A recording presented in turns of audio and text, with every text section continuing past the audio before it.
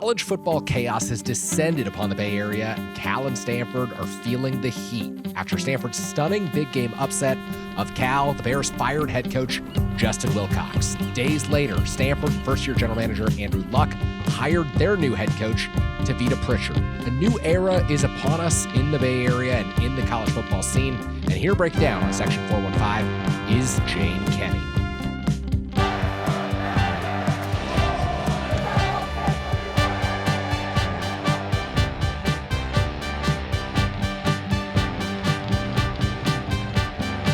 Jane, how are you? Hey, Kerry, doing well. Thank you for having me. Good weekend of college football. Enjoyed it. All right, Jane, we'll start with this. Before we discuss the firing of Justin Wilcox and the fallout from Ron Rivera's first really big decision with the Golden Bears, you spent a lot of time around the first-year general manager, the former NFL head coach who came back to Berkeley in March to take on this position, to really take on a monumental challenge over in Berkeley. And I want to start by asking about your impressions of Rivera and how he's taken to this newly created position.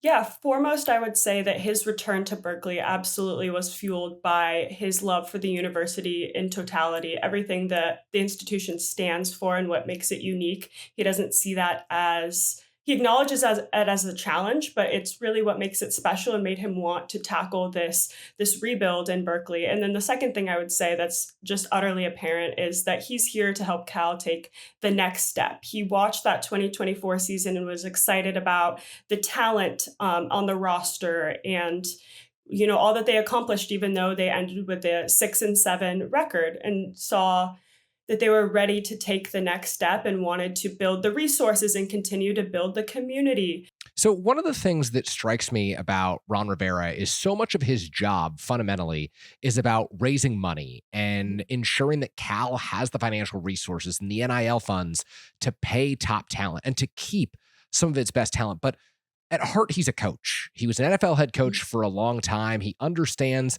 the mechanics of football extraordinarily well. And it felt like from the outset of this year, he was really in evaluation mode on Justin Wilcox, the ninth-year head coach of the Cal Bears, who he ultimately fired. Did you get that sense that kind of each and every week he was gaining more intel on Wilcox and he was looking to either move forward with him as the full-time head coach for years to come or make a big change and find someone who he could ultimately work in tandem with? Yeah, absolutely. Because I get the sense that he was brought in to Cal to help the program take the next step. And what we've seen over these past 9 seasons under Justin Wilcox is kind of a sense of consistency and that they always end up being average, but kind of inconsistency game to game, even quarter to quarter. So I think Ron Rivera wants to restore relevancy, not just in conference, but nationally to Cal. And the way to do that is to win football games. So he was evaluating, can Wilcox create and sustain a winning culture? Well, and one of the things that really strikes me about Cal is something that you brought up, in that it's a program that for the last 2 decades has mostly been an average program at best, 6-7 wins.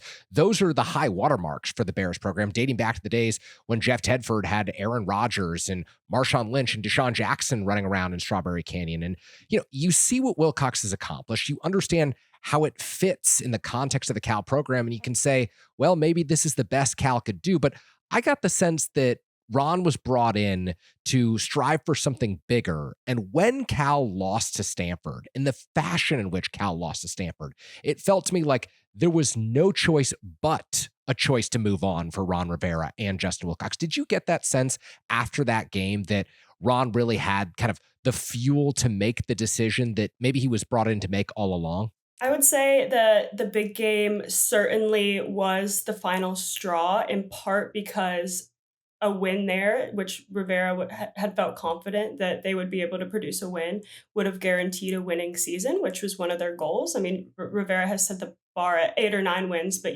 taking the first step to getting that 7-win season under Wilcox would have been huge. And I think it's not just the loss; it was the way that they lost. It was a penalty a riddled game. They looked ill prepared after a bye week, the 2 weeks of preparation, and Cal kind of wilted as the game went on. So I think in totality, that showing was a reflection of Wilcox's shortcomings and that this might be his ceiling, and that Ron Rivera did not want to be complacent in being average and losing a game that means so much to the community and the alumni. It's their most important game of the year. I mean, Wilcox has said before, a big game win counts to them more than any other win. So I think that had he won that game, it might have been a different outlook because they are looking to create a winning record on paper. But the showing there was more than just a loss. It was embarrassing for the program. I want to get your sense from being in the press box that night down in Palo Alto. As the second half unfolds, when I was watching the game on TV, it felt to me like, oh my goodness, Cal is falling apart. Like, I didn't go into that game thinking that Justin Wilcox would be fired, but after the second half, I came out of that game thinking that it was entirely possible. What was the sense in the press box? Like, were there chatter among reporters that, hey, maybe Cal does need to make a move here? I think there was a sense that a win for Cal would be huge for, an extension or the future of Wilcox. With Cal, you do have to expect the unexpected, and the only truism of Wilcox's tenure has been the inconsistency and the tendency to play down to their opponents. So it definitely was a real possibility. And then when you see, the two defensive touchdowns in the first half, there still was a little bit of hope, a little bit of faith, I would say. But in the second half, Cal made a poor 3-win Stanford team look really competitive, and it wasn't even close. And it would have been way worse had there not been a blocked field goal and a wide right missed field goal. So for all the struggles that Cal has kind of endured in the past 2 seasons, we've seen them lose 4 straight games by 9 points last year or blow a 25-point lead. But, what's become a consistent from season to season throughout the past 4 years is you don't lose that big game. And Cal lost it in a way that made Stanford seem better than they are. So let's move on to our next headline here. Obviously, in the 24 hours after the big game, Jane, Ron Rivera makes the big decision to move on from Justin Wilcox, the 9th-year head coach at Cal. 4 days later, Stanford and first-year general manager Andrew Luck make big news. They make the splash of hiring that program's next head coach, and it's Tavita Pritchard, the longtime Stanford assistant who'd recently moved on to the NFL, actually on Ron Rivera's staff with the Washington Commanders in 2023 as their quarterbacks coach. You spent a lot of time around Andrew Luck as well. You had the opportunity to talk to him a couple of times this season. I wanted to get your impression of Luck, how he took in his first year on the job in this newly created general manager role, and some of the differences you saw between Luck and Rivera and how they approach their individual jobs. Yeah, I would say in my mid-season conversation with Luck, it was very simple and very apparent that he is incredibly smart, incredibly focused, and incredibly Stanford. And his head coach hire is in absolute alignment with that. They're buddies, former teammates. He's a trusted friend. And I think this hire pulls together his vision for the future, and kind of who Stanford wants to be. They want to be competitive. They want to keep up in the NIL era. In terms of differences I saw between Rivera and Luck, I would say that the similarities kind of thread throughout, in terms of just passionate alumni for their schools. Luck seems more involved in the actual X's and O's football of it, whereas Rivera was cautious not to step on Justin Wilcox's toes throughout the season and did state that he trusted him, in terms of football operations and wanted to take more of a role in community engagement and fundraising, while Luck was a little bit more concerned with, being on the practice field, on the field for games and stuff like that. So I think that would be a difference, but I think that the philosophical approach is aligned between the two of them. One of the things that I find most fascinating about Andrew Luck and Stanford is that from your conversation, you glean that he was out there on the practice field all the time and that he was, really working with this roster and actively molding it alongside his interim coach in Frank Reich. And yet Stanford has announced that Luck has generated more than $100 million in potential NIL money for this program. They received a $50 million donation from a prominent alumnus of the program and the university. How serious of a sense do you get, Jane, that Stanford is ready to spend with the best of them in the ACC to ensure that this football program can return to national prominence? Very serious. I see that Andrew Luck watched his team at a crossroads in their failure to move to the next era and keep up, and feeling like they couldn't align their university's values with great college athletics. And Andrew Luck sees their struggles as a struggle to be proactive and assertive in that era, and that's what he's come in to change. And bringing in that $50 million donation from a former player in the '60s and kind of reinvigorating the pride of the alumni is going to work wonders for being competitive in this era where it is, in a sense, pay to play, and you don't want to compromise the university's values in that, but he's willing to do what it takes to keep his school at the top, and that's what you get from an alum. So let's move on to our third headline, and this is more fallout from the big game. In the aftermath of Justin Wilcox being fired and Tavita Pritchard being hired down at Stanford, there's been an interesting scenario playing out at Cal, and that is Nick Rolovich, a former head coach at the University of Hawaii and the former head coach at Washington State University, was named the interim coach at Cal. This is someone with experience, and his team immediately goes out and beats a ranked SMU team to give Cal its seventh regular season win, a coveted win total for the Bears.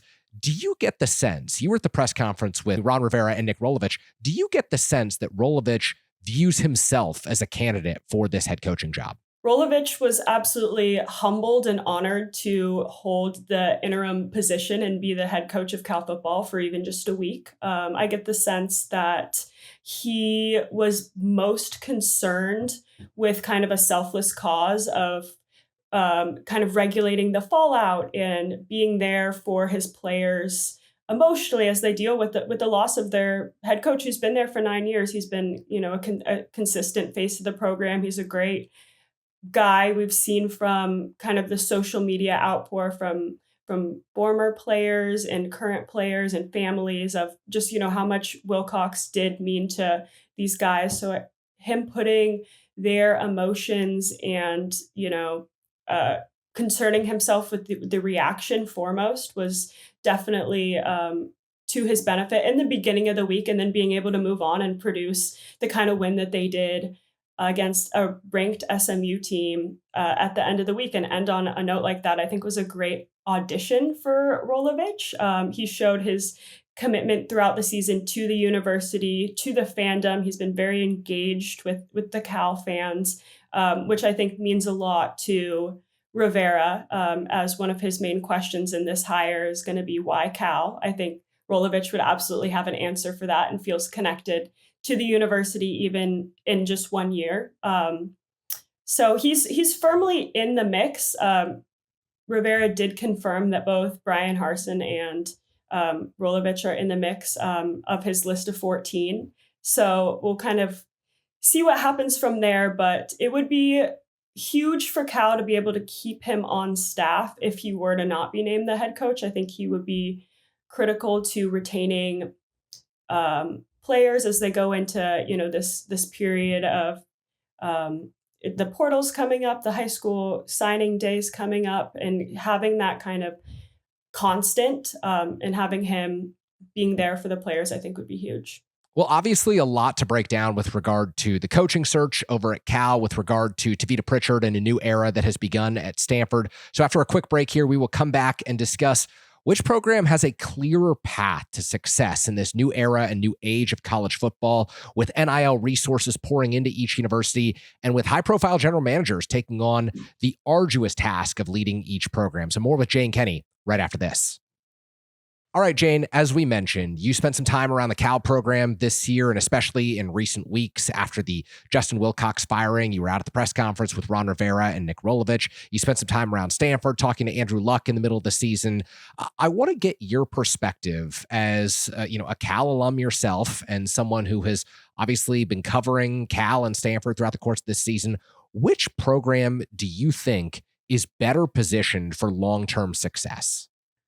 I would say that both programs took big strides actually in this past year, and bringing in Ron Rivera and Andrew Luck is, the best thing they've ever done in recent years, because you have two passionate alums at the helm of both program that want to see it succeed and are willing to engage the community and collect the resources. We have reason to believe that there's more where that came from with the $50 million donation that Andrew Luck brought in.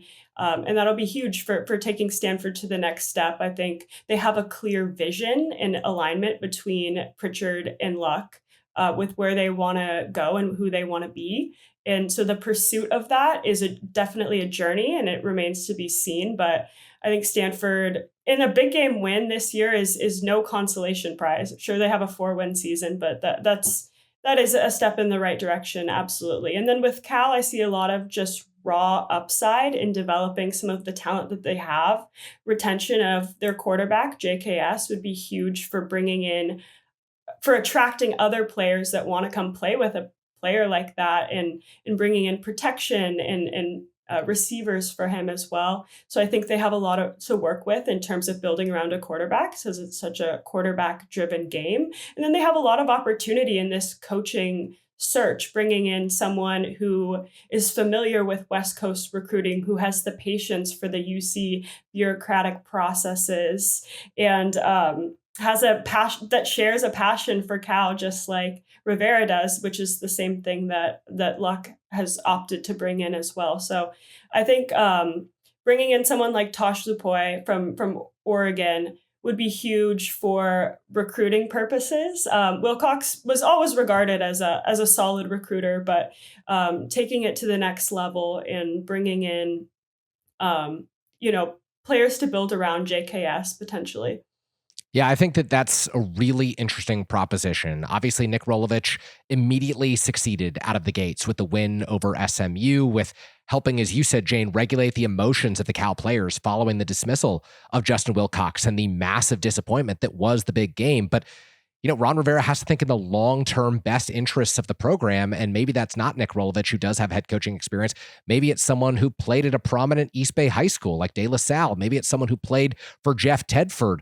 Tosh Lupoi did both of those things. He also has recruited at Cal. He's recruited at Alabama under Nick Saban. He's now recruited at Oregon under Dan Lanning. It seems to me like if Cal were able to land Tosh Lupoi, that would be a home run hire that would really raise the ceiling for this program moving forward.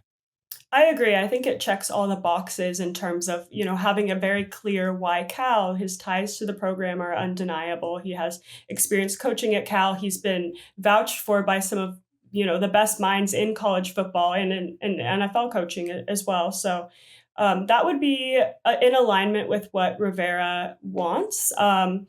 With both of these, though, bringing in someone who's going to be a first-year head coach, you're always rolling the dice with that. You don't know necessarily how that goes, and it's possible that both of Cal's hire and Stanford's hire could be a miss, but you're planning for the long-term future in one sense, but you're also aware that there could be another conference shakeup in 3 to 5 years. So there is a sense of urgency for winning now and making changes, and refusing, in Cal's case, to be complacent at mediocre 6-6, and making those changes. So I think, I like the prospect of a Lupoi hire. He definitely, left the program in scandal years and years ago. But I could see Cal fans being forgiving if he brings them, a change. Yeah, absolutely. And at the end there, you touched on a theme that has been underscored in your reporting all season long. Chancellor Rich Lyons at UC Berkeley discussed this with you, and that is the reality that conference realignment could be coming yet again for Cal, for Stanford, for the ACC, for every Power 5 program. And if you're Cal and you're Stanford, you want to be best positioned to align yourself with a conference that has a TV deal, a media rights deal that enables you to succeed long-term, that puts your program on a pedestal and gives you every opportunity to get back to national prominence. So it is a fascinating time in the world of Bay Area college football. Cal and Stanford both gunning for more success, both pouring resources into their program. And Jane Kenny has covered it throughout the course of this 2025 season and will, of course, be covering each program's moves moving forward. Jane, thank you so much for joining us on Section 415, and thank you so much for your great coverage of Cal and Stanford this season. Thank you, Kerry.